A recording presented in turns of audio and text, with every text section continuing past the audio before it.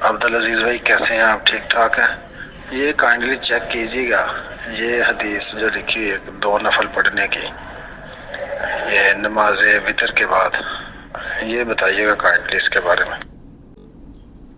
جناب شعیب جٹ دھاری وال ہم سے سوال کرتے ہیں کہ وتر کی نماز کے بعد 2 رکعت نماز پڑھنا اس حدیث کی کیا صحت ہے؟ جواب یہ ہے کہ عائشہ صدیقہ رضی اللہ تعالیٰ عنہ کی جو حدیث ہے وہ صحیح حدیث ہے، اور نبی کریم صلی اللہ علیہ وسلم احیاناً یعنی کبھی کبھی وتر کی نماز پڑھنے کے بعد 2 رکعت تشویل وتر پڑھتے تھے۔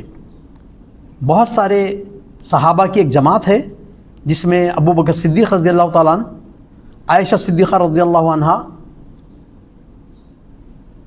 عبداللہ بن عباس رضی اللہ عنہ، یہ تمام جو ہے کبھی کبھی وتر کی نماز پڑھنے کے بعد 2 رکعت نماز پڑھتے تھے، دو کر کے، جیسا کہ ہم اس وقت رمضان کے مہینے میں ہیں، اور اگر کوئی شخص امام کے ساتھ تراویح پڑھ کر وتر پڑھ لیا ہے اور گھر کو جانے کے بعد جب کبھی بھی اس کو پھر اللہ تعالیٰ کا قرب حاصل کرنے کے لیے نماز پڑھنا دل بولا، اور وہ نشیط ہے، چاق چوبند ہے، نماز پڑھنا چاہ رہا ہے اگر، تو وہ 2 رکعت نماز پڑھ سکتا ہے وتر کی نماز پڑھنے کے بعد۔